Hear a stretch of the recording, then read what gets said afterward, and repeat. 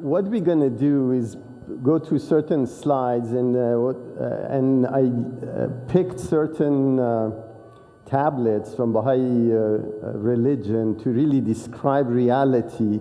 And this is for the first time in history of humanity, a revelation is an objective revelation, and it doesn't require any translation. And we're going to go through this process and try to figure out what's our purpose generally. So to start, we start with a poem from Sa'di, which is one of the famous Persian poets. It says, human beings are members of a whole in creation of one essence and soul. If one member is afflicted with pain, other members uneasy will remain. If you have no sympathy for human pain, the name of human you cannot retain. So in Farsi is Bani Adam اعضای یکدیگرند که در آفرینش ز یک گوهرند. چوزوی به درد آورد روزگار دگر عضوها را نماند قرار. تو که از مهنت دیگران بیغمی نشاید که نامت نهند آدمی. Now, we're going to read a tablet from Baha'u'llah. This is in hidden words. And I want Roger to read this. And very well-rounded, mature person. O children of men, know ye not why we created you all from the same dust? That no one should exalt himself over the other. Ponder at all times in your hearts how ye were created. Since we have created you all from one same substance, it is incumbent on you to be even as one soul, to walk with the same feet, eat with the same mouth, and dwell in the same land, that from your inmost being, by your deeds and actions, the signs of oneness and the essence of detachment may be made manifest. Such is my counsel to you, O concourse of light. Heed ye this counsel, that ye may obtain the fruit of holiness from the tree of wondrous glory. Right. So now this is basically a tablet of maybe tens of thousands of tablets that creates what Christian called basically Holy Spirit. So this is really equivalent to writings of the latest manifestation of God. So we picked one, and this described this interrelationship of humans. Now let's take this and let's see where it takes us. So first, we need to define what dust is, right? What is this dust, right? So here, for us to get to this point, we need to describe evolution, which is basically a scientific truth. First, all living organic matter is subject to evolution. This is proven.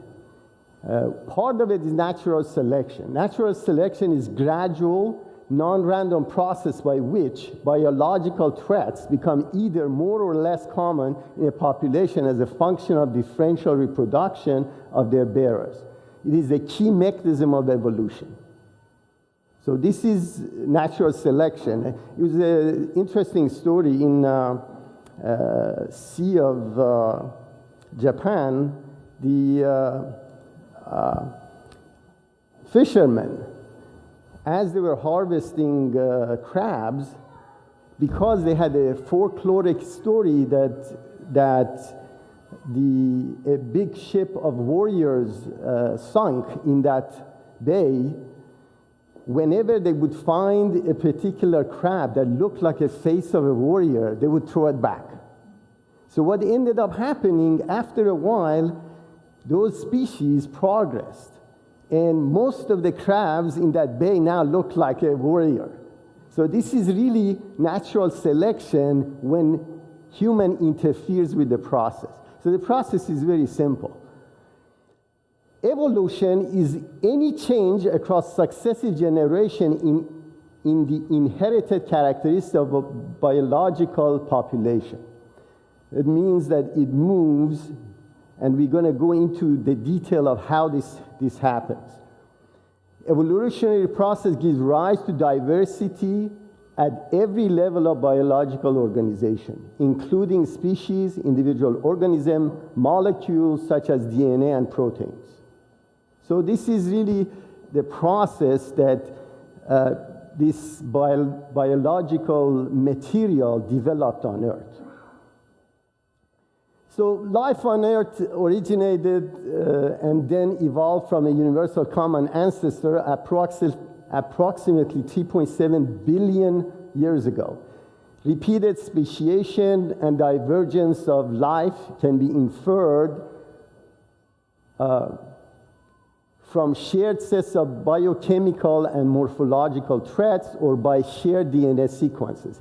These homologous traits and sequences are more similar among species than share a more recent common ancestor and can be used to reconstruct evolutionary histories using both existing species and the fossil record.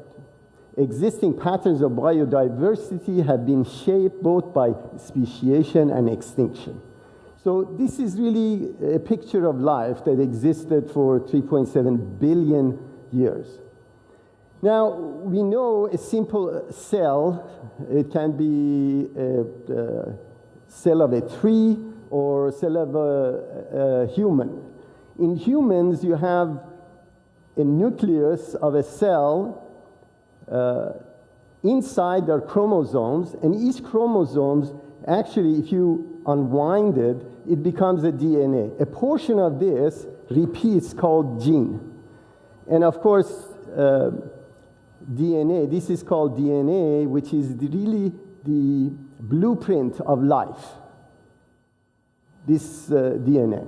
And of course, the way they extract DNA is they break it, and then they create a protein off of it, and they look on the microscope and see what it is. It's a very simple process. If you look at closely, DNA is deoxyribonucleic acid. And it's constructed, interestingly, only from 4 different patterns: adenine, cytosine, guanine, and thymine. So these are, and this is there is a minor groove and a major groove. So if you look closely, a segment of it, T represents thymine, A represents adenine, G, which is this portion, is guanine, and C here, which is cytosine. Now let's go a little bit deeper, and as you see, practically, let me go back here. What is it constructed? What are these blues, yellows, whites, and blacks are? This is actually dust. You have oxygen, nitrogen, right? It's in the air. You have phosphorus, carbon. So these are components that have no living aspects to them. Suddenly, if you bunch them together in a certain sequence, it becomes alive. It's very interesting. But it's dust, really. It's very components that can be found anywhere. So here, these patterns, as you see, the green, purple, pink, these are those patterns that we were discussing. And this is the phosphate deoxyribose backbone that keeps these things together. So now that we know what the software is, how does a single cell carrying this DNA, this instruction set, how does it create a biological species? How does from this single cell a human comes out? So now we need to find out what are the stem cells and why are they important. Now, stem cells have the remarkable potential to develop into many different cell types in the body during early life and growth. In addition, in many tissues, they serve as a sort of internal repair system, dividing essentially without limit to replenish other cells, as long as the person or animal is still alive. When a stem cell divides, each new cell has the potential either to remain a stem cell or become another type of cell with a more specialized functions, such as muscle cell, red blood cell, or a brain cell. So stem cells are distinguished from other cells type of two important characteristics. First, they are unspecialized cells capable of renewing themselves through cell division, sometimes after a long period of inactivity. Second, under certain physiologic or experimental condition, they can be induced to become tissue or organ-specific cell with special function. In some organs, such as the gut and bone marrow, which all of us have, stem cells regularly divide to repair and replace worn out or damaged tissue in other organs. However, such as the pancreas and the heart, stem cells only divide under certain conditions. So as you see how a single cell can divide and can produce a species. Now, when you look closely, 100% of human cells are exactly 100% like a chimp. 100%. There is nothing, no cell that we don't have, that they don't have, that we don't have, and so on and so forth. Even with a tree, the pattern or blueprint of life, 95% of DNA of a tree is like a human. In chimp, 98% of their DNA is like humans. Now you see, we are all from the same dust. Now this organic life started 3.7 billion years ago. So let's look at civilization. Obviously, there is something out of ordinary that is happening through this evolutionary process that we described. Only the history that we have is barely scratching about 10,000 years. That's all. The written or oral tradition that passes on is only 10,000 years. That's all there is. But we know for a fact, actually, modern man started from Africa 50,000 years ago. So they first went to Asia and then went to Europe, Australia, and then to America.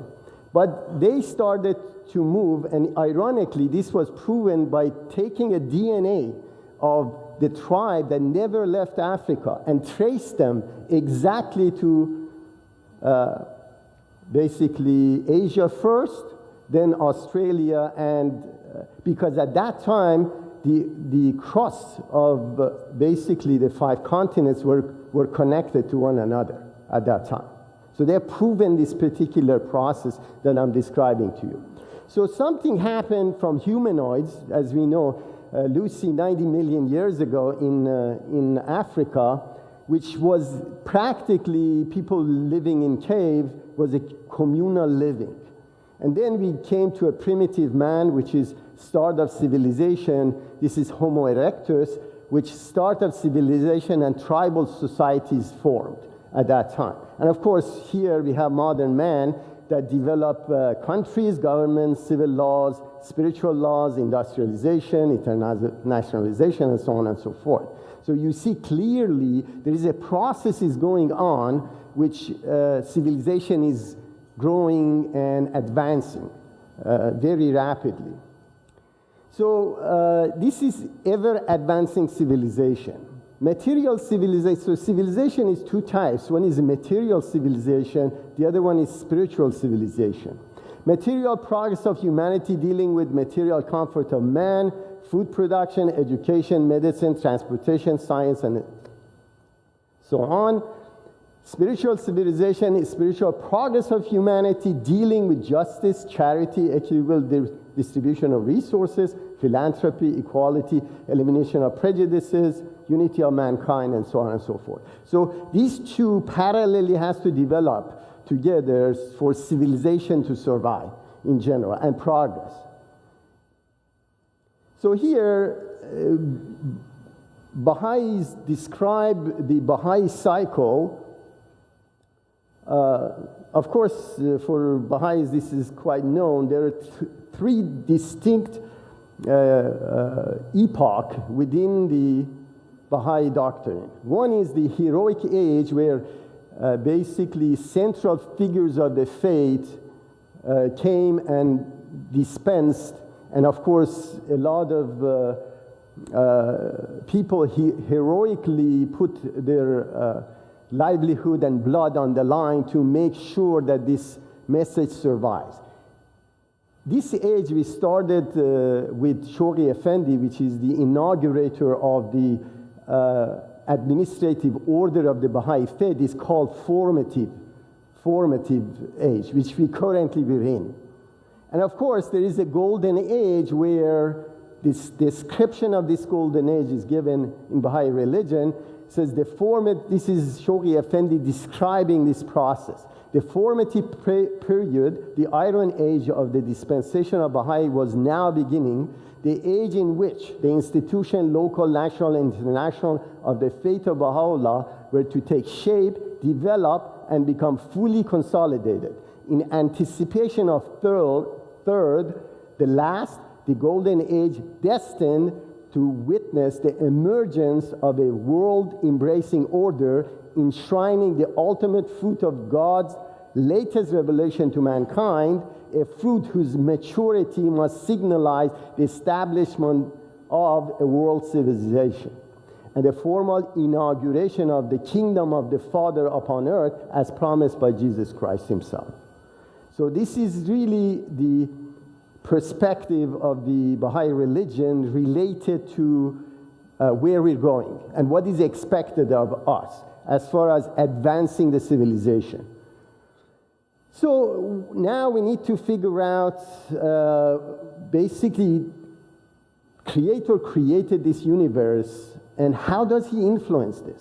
Obviously, based on first law of thermodynamics, no energy is added to the universe, no energy is subtracted.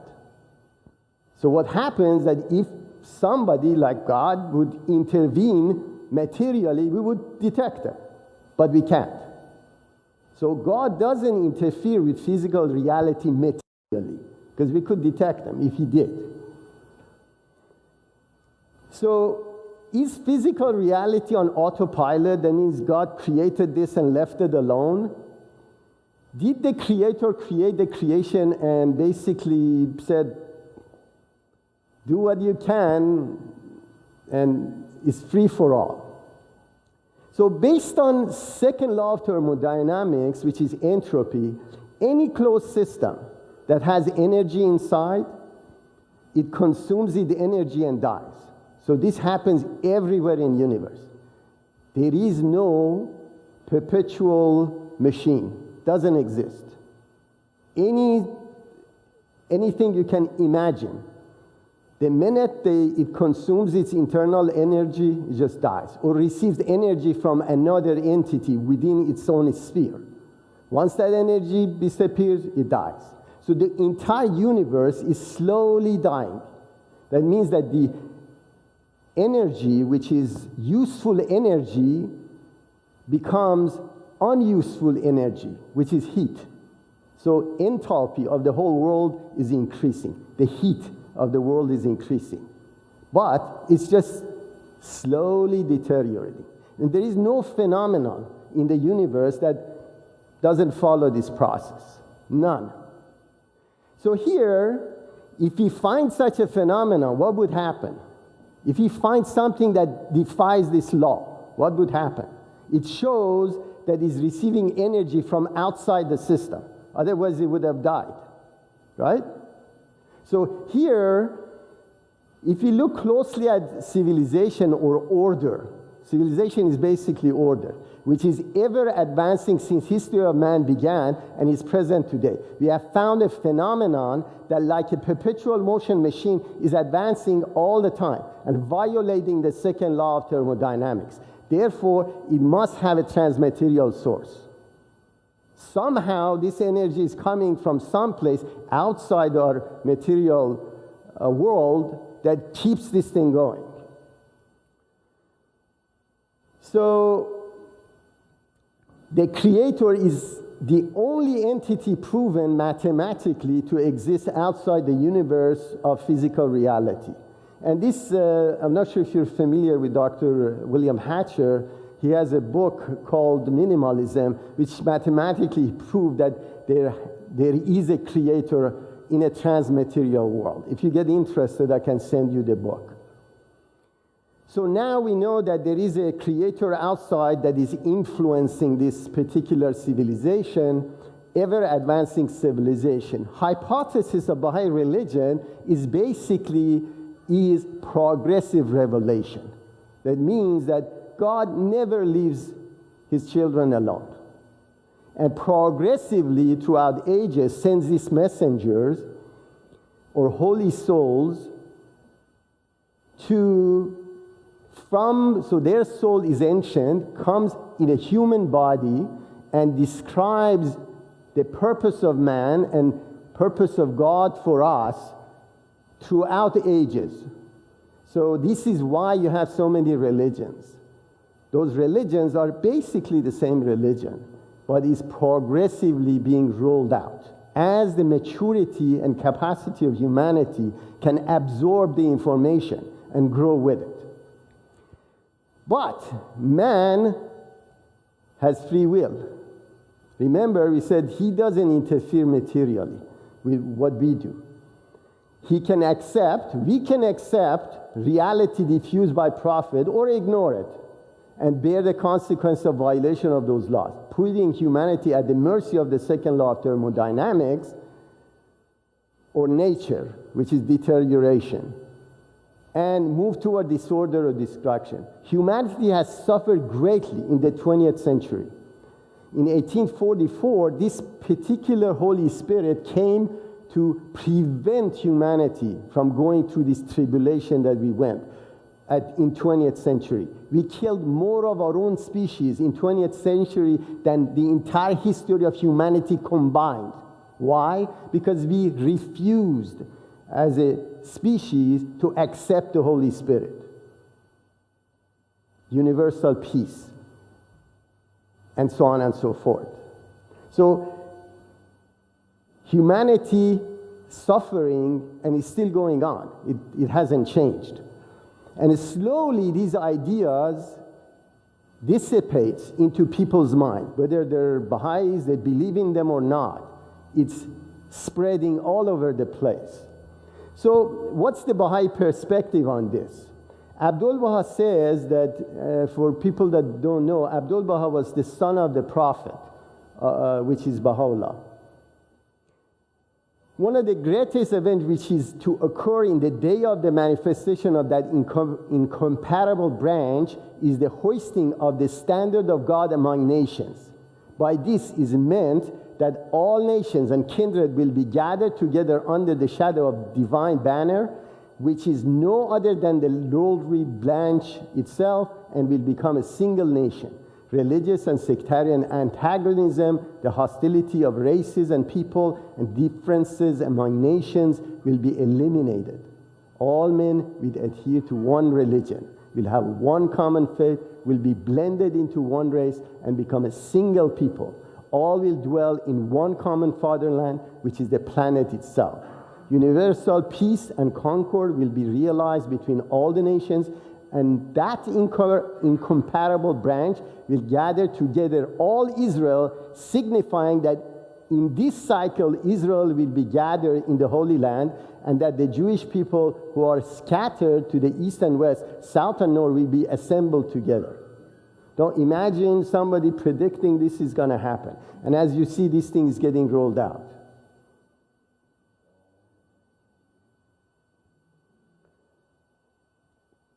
So now we need to talk about closed ecosystem and scientifically approach the process.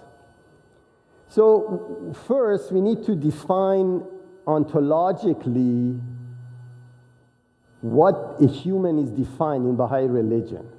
because this is the essence of the new revelation, which basically correct misinterpretation of previous religions' doctrine by humans, of course. Because there is really no accurate, although the gathering of those books has occurred and written many decades after the revelations, some extrapolation of prior manifestations doctrine has caused division between humanity. A good example of it, for example, in Council of Nicaea, 300 years after passing of Jesus, and they gathered the Bible, basically. And they introduced this Trinity, which it's a man-made thing, had nothing to do with Christianity or Bible. They just made it up. Or this original sin.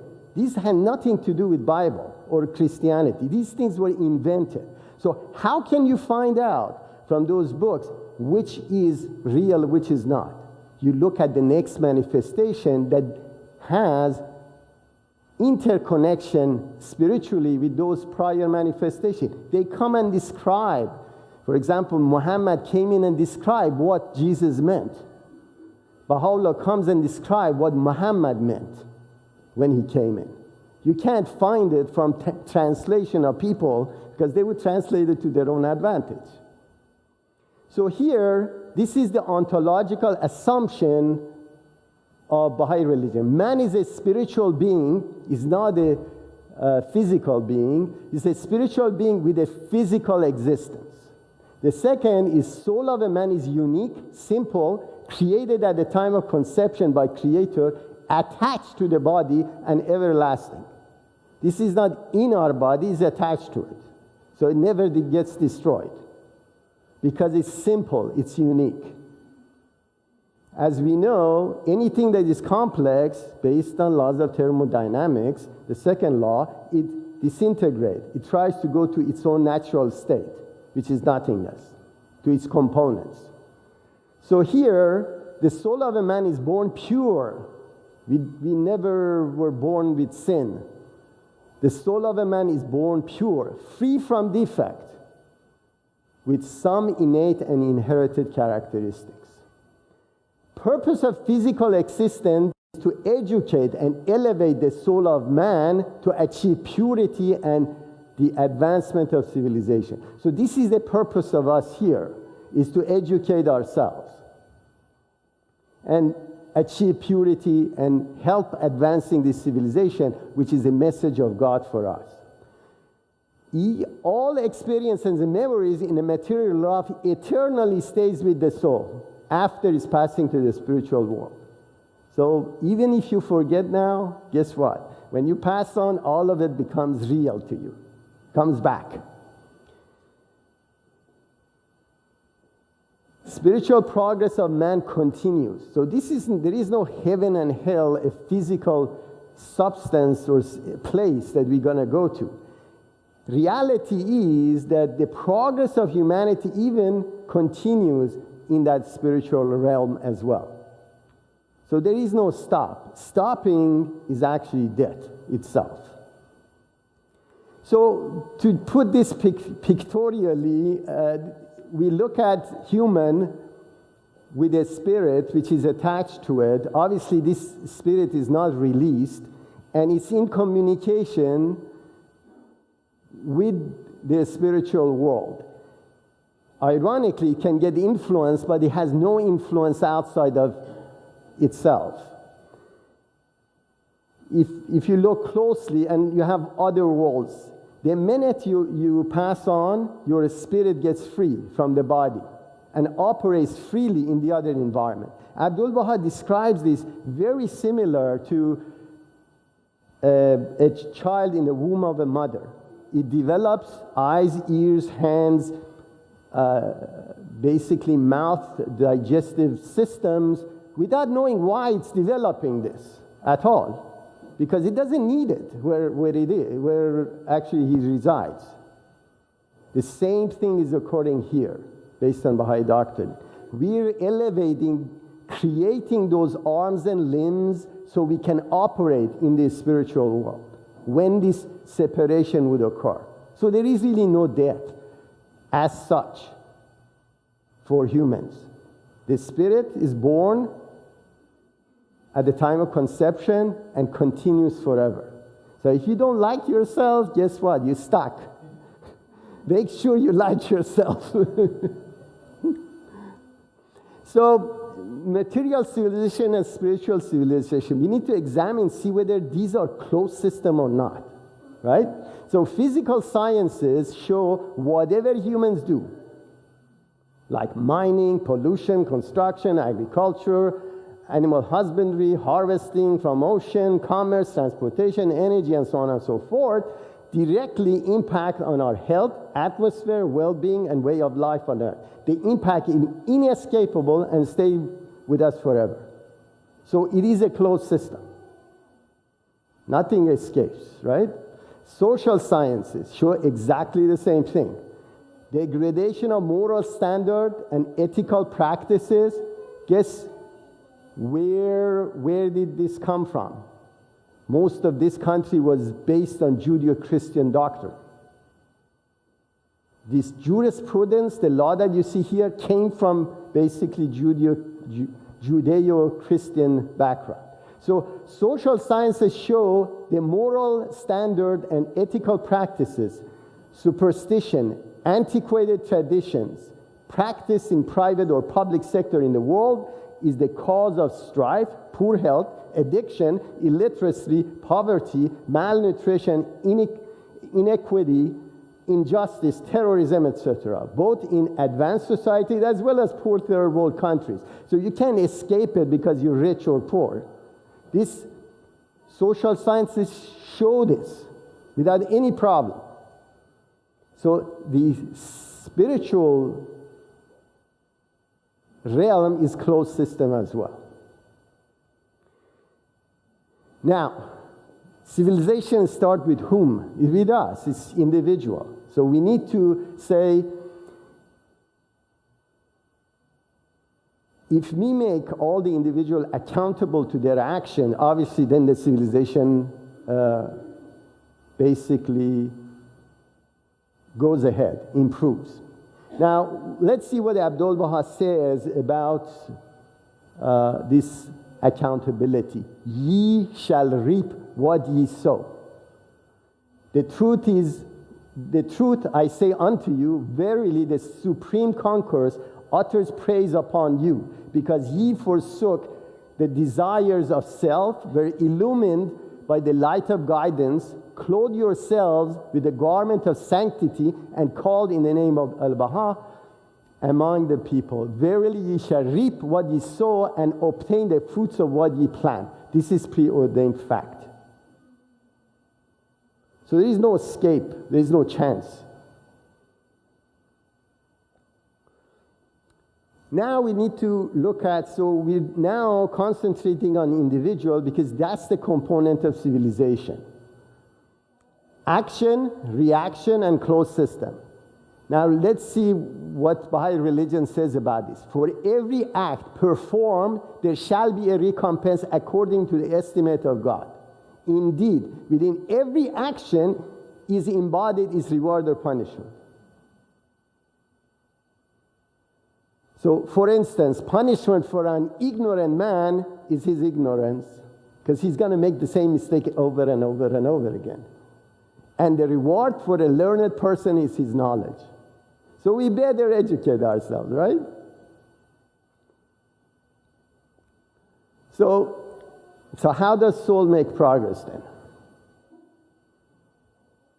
And become a learned man, because that's the goal. We don't want to make same mistakes over and over again. And during this process, we're going to improve civilization, ever advancing civilization. So how does the progress of our soul achieve the elevation of civilization? Are we to accept who we are and pick a path of least resistance in life? Just sail through without, dodging everything. And actually, Abdul Baha has a very interesting analogy, which may offend some people, but it's from Abdul Baha. So He said, a cow eats grass, gives milk, borns children, and doesn't harm anybody, and gives every benefit to man. So we should be better than a cow, right? So we want to be better than a cow. So does the soul, this question was asked from Abdul Baha, does the soul progress more through sorrow or through the joy in this world? Abdul Baha.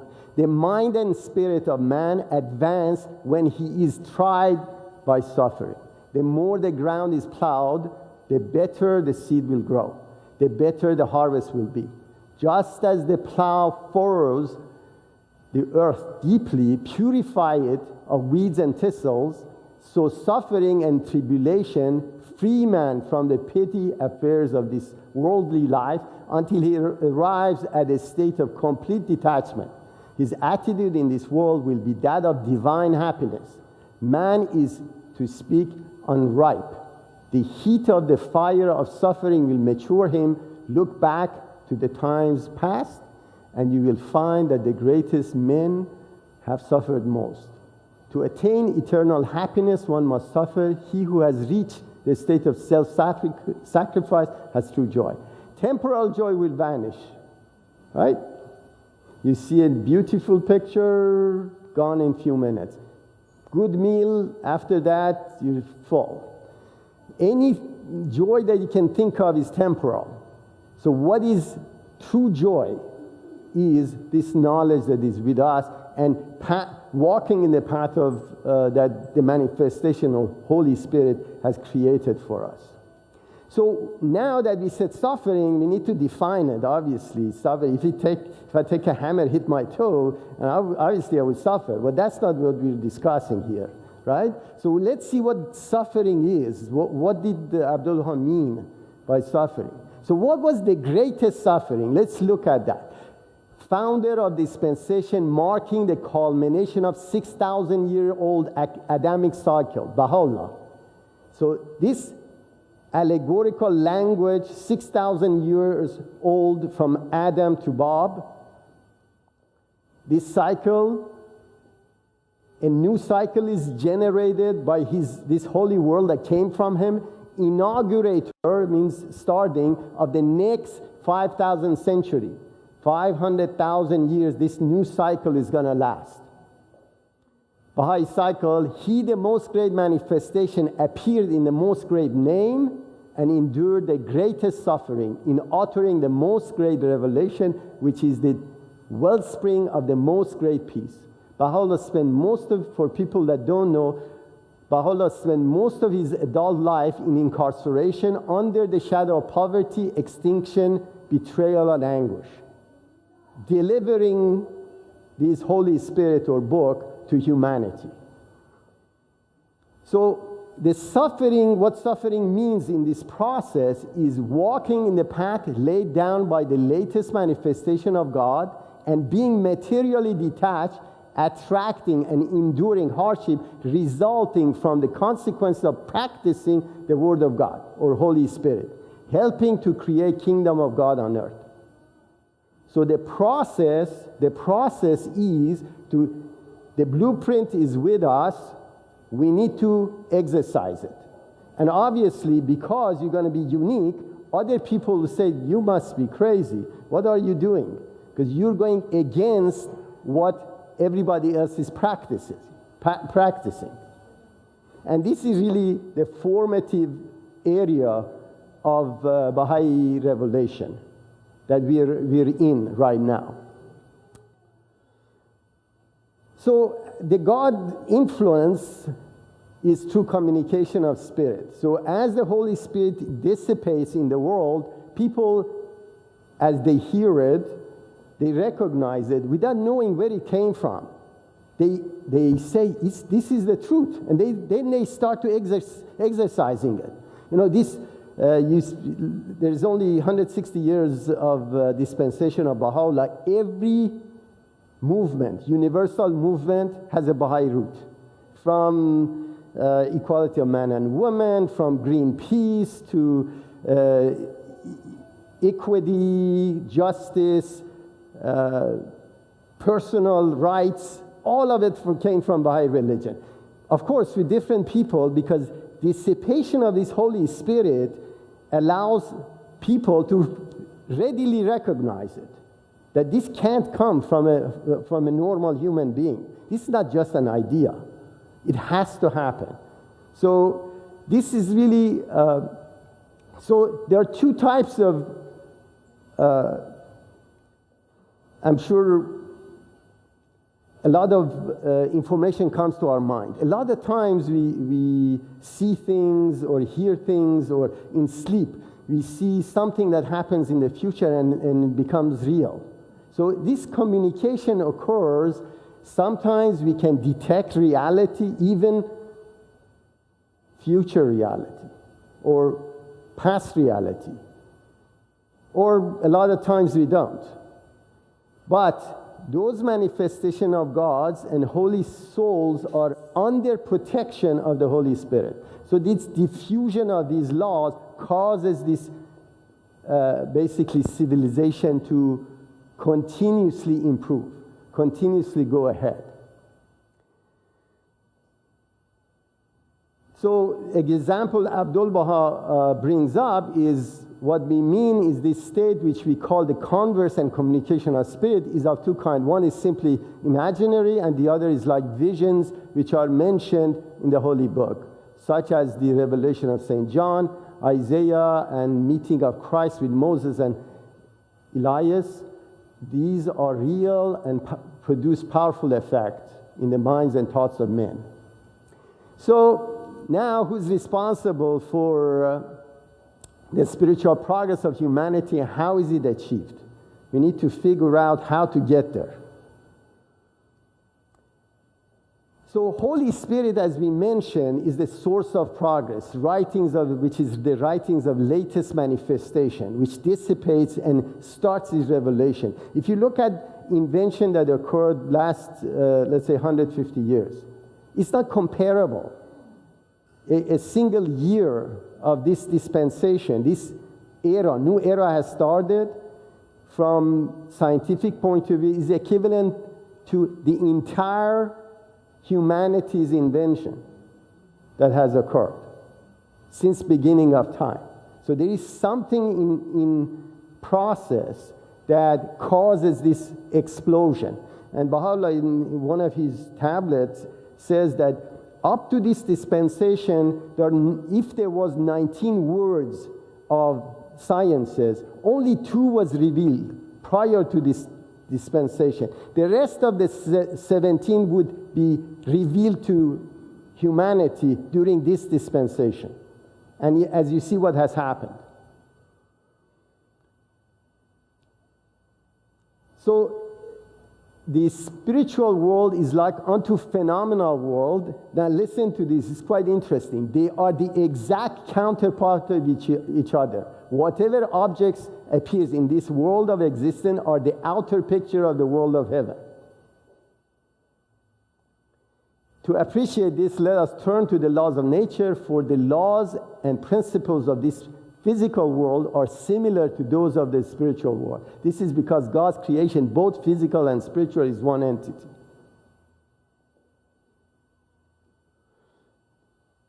So the spiritual world encompasses, so the spiritual world is with us. It's another dimension of ourselves. We can't see it, we can't touch it, we can't detect it, but it's there. It's attached to us. It is only after separation from the body that the soul will appreciate how close the spiritual world has been and how it encompasses this physical world. Then it will realize that, as Baha'u'llah testifies in one of his tablets, the world beyond is as different from this world as this world is different from that of a child while still in the womb of a mother. Mathematically, if you look at, if you're interested in physics, there are, for example, the superstring theory to create the unified theory of forces, created a mathematical model that has 11 dimensions, actually. So mathematicians and physicists theoretical physicists already accepted that there is more dimension beyond what we can see and detect, which is 3 dimension and time. So this is not far from science that we experiment, we adhere to. So what is the spiritual reward and punishment? When they are delivered through the light of faith from the darkness of these vices and become illuminated with the radiance of Sun of Reality and ennobled with all the virtues, they esteem this the great reward, and they know it to be the true paradise.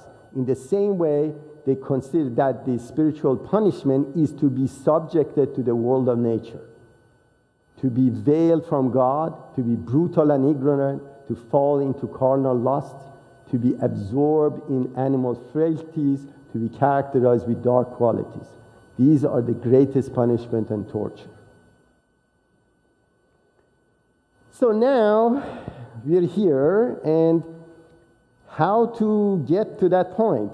We said we want to be a learned person, not to make mistakes.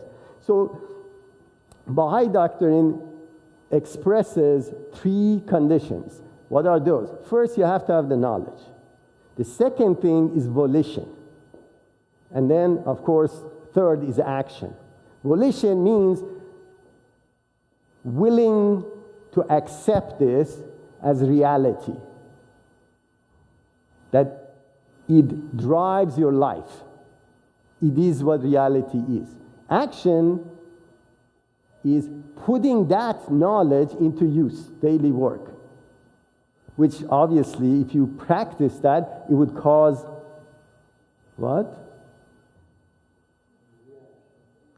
Reaction, but suffering, because now you're going to be different than everybody else. Everybody thinks you're crazy, right? Okay, so knowledge, volition, and action. Now we need to decipher what this is. Okay, now let's see what Shoghi Effendi describes, this blueprint of Holy Spirit that is given to us.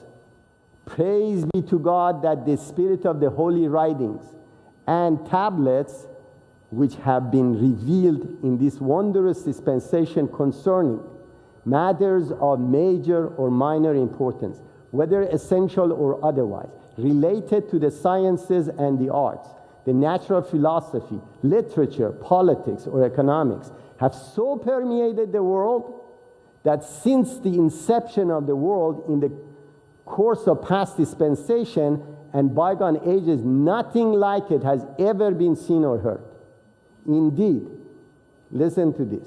Indeed, if an avowed follower of Baha'u'llah were to immerse himself in and fathom the depths of the ocean of these heavenly teachings, and with utmost care and attention deduce from each one of them the subtle mysteries and consummate wisdom that lie enshrined therein, such a person's life materially, intellectually, spiritually will be safe from toil and trouble, and unaffected by setbacks and perils, or any sadness or despondency. That's good. Well, this is the goal, right? Remember, knowledge, volition, and action, right? So first we need to see where this knowledge comes from. There is this objective knowledge or reality. There are 2 sources of knowledge, as Abdul Has mentions. One is religion, which is Holy Spirit. The other one is sciences. So ironically, they're counterpart of each segment of the revelation. Laws from latest manifestation regarding spiritual plane, constant and cumulative. That means the new manifestation comes and increases the segment of moral standard that was set by prior manifestation. Of course, the segment which relates to laws from the latest prophet regarding material plane completely changes. You can't advance material instruction that was 1,500 years ago in deserts of Arabia will not apply today. So none of the material instruction set that came 1,500 years ago is valid today. Same way here we have, but the spiritual portion of it is still valid and is incremented by the new manifestation. Proven material sciences, constant and cumulative. Laws of Newton hasn't disappeared and is incremental. So science is incremental, continuously gets added to. Guess what? Because humanity, interaction of human changes, the social sciences change all the time. So proven social sciences, the event that occurred 30 years ago, and the social sciences and interaction of humans and technology has completely changed. So there are new sets of regulations has to be. So this science of social integration and activity is changing all the time. Not incremental, a lot of times, most of the time, actually completely erases what they did before. Very similar to the last manifestation's instruction for material plane. So here how we gain the objective knowledge. True quantifiable knowledge. So that's how you get the knowledge side of it. So now methodology of avoiding error. How do we get there and what's the prerequisite of doing this? Knowledge, volition, and action. So a step taken, obviously we have Holy Spirit, which God's latest word, God's blueprint for living. We need to acquire knowledge, Holy Spirit. To achieve this, there is a prerequisite. We can't mount this new blueprint on the old religion. So you have to shun ancestral culture. You have to leave it behind. You can't correct it, you can't edit it. So the second one is volition, desire to change. People, a lot of philosophy says, no, we're born this way, we're God's handicraft. We shouldn't change. This is who we are. We're born this way. It's not our fault. So a lot of doctrines are completely false, and it has caused enormous damage to the progress of humanity. And you see, good part about the world is a live laboratory of anthropology. You can see people that are subscribing to one doctrine and see they're completely backward. People that are advancing, using new technologies and newer social sciences, and they progress. So you can clearly see it.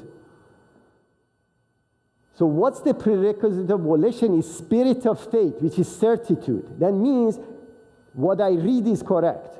I don't question it. And I'm certain that it's true. That causes your volition, willing to change. Because now the truth is not variable, it's constant. You know what your target is. And of course, action. Action is pursuit of happiness, which is heaven on earth, as we discussed. So action, applying wisdom and avoiding error. Prerequisite to that is material detachment. If you want to carry the material side of it, obviously you will not be able to achieve it. Ironically, when you put this blueprint into action, material progress would come anyways. But you have to be detached from it. And this is how you have positive outcome. So decision-making process goes something like this. You have objective knowledge, which is God's will, and we have subjective wants. This is subjective because we feel good if we have more toys, right? But we have free will to acquire them. So ideas becomes likes and dislike, which is really subjective. It's not objective, which is subject to error. On the other side, which is will of God, which is Holy Spirit, which is right or wrong, it tells us clearly what is right or wrong, which is an objective and free error. And we are sitting in the middle. Do we make spiritual decisions or material decision? Do we make decision good or bad? Because we have the free will to choose. So if our decisions mirrors or aligned with the Holy Spirit, we get positive outcome. Agree with spiritual law. If we make decision that negates Holy Spirit, violates spiritual law, we're going to get negative outcome. And remember, every action you do, the result of it is embedded in your action. There is no purgatory. Any action you do, the result of it you're going to get. So what would happen as you learn? Because we don't suddenly see light and try to apply all these laws, right? So what would happen? What happens as you're practicing this, as you're exercising them, your like or dislikes migrates toward right or wrong. Your material decisions migrate toward spiritual decisions. So your free will actually becomes God's will. It aligns with that. And of course, you get optimum positive outcome, dweller of heaven. So that's where the happiness comes from, in this world and the worlds of God, other worlds. So now, the whole problem that we see, this likes and dislike, comes from distinction. Now let's see what Baha'i religion describes what this distinction is. Distinction between all men become realized after departure from this mortal life. There is no distinction here. No one's status is higher than the other. The difference and distinction will naturally become realized between all men after their departure from this mortal world. But this distinction is not respect to place, but it is respect to the soul and conscience. For the kingdom of God is sanctified free from time and place. It is another world and another universe. But the Holy Soul promised the gift of intercession. And know thou for a certainty that in the divine worlds, the spiritual beloved ones will recognize each other and will seek union, but in a spiritual union. Likewise, a love that one may have entertained for another will not be forgotten in the world of the kingdom. Likewise, thou wilt not forget the life that thou hast had in the material world. There is no distinction between men while in mortal world. So this axiom eliminates the need for the class of clergy. There is no distinction. It doesn't matter how much you learn, you're distinct, you're not distinct from another human being. Now, what is the source of unity? Now we found out how we can get there. Obviously, we came from dust, and how to achieve our goal in life and to elevate society and civilization. Now, where is this source of unity coming from? The light of men is justice. Quench it not with the contrary winds of oppression and tyranny. So you cannot justify your action even if the outcome is correct. So justice has to be observed. That's the only tool that you have, humanity has, to reach unity. The ocean of divine wisdom surgeth within this exalted word, while the books of the world cannot contain its inner significance. So you can't violate this law. So what has happened through this civilization, from the beginning of the time? Unity and progress, unity of free will with the will of God, which is Holy Spirit. As you see, during Adamic cycle, which Adam was a manifestation of God, unity of family was there. Moses came in and promoted unity of tribe. Jesus promoted unity of community. Muhammad promoted unity of nation, and Baha'u'llah today is promoting unity of religion, unity of language, unity of financial system, unity of political system, unity of economic system, unity of education, unity of human rights. So this is really what in this dispensation we're trying to achieve. Now I want someone with very a teen to read the same basically tablet that was read by someone very mature. Please read this, right? O children of men, know ye not why we created you all from the same dust, that no one should exalt himself over the other. Ponder at all times in your hearts how you were created. Since we have created you all from one same substance, it is incumbent on you to be even as one soul, to walk with the same feet, eat with the same mouth, and dwell in the same land, that from your inmost being, by your deeds and actions, the signs of oneness and the essence of detachment may be made manifest. Such is my counsel to you, a consource of light. Heed ye this counsel, that ye may obtain the fruit of holiness from the tree of wondrous glory. Excellent. So now we see. If I knew this when I was a teenager, right, I would be in much better place than I am now. He has the Holy Spirit. He has the volition, right? All he needs to do is put it in action. That's it. He would be 50 years ahead of me.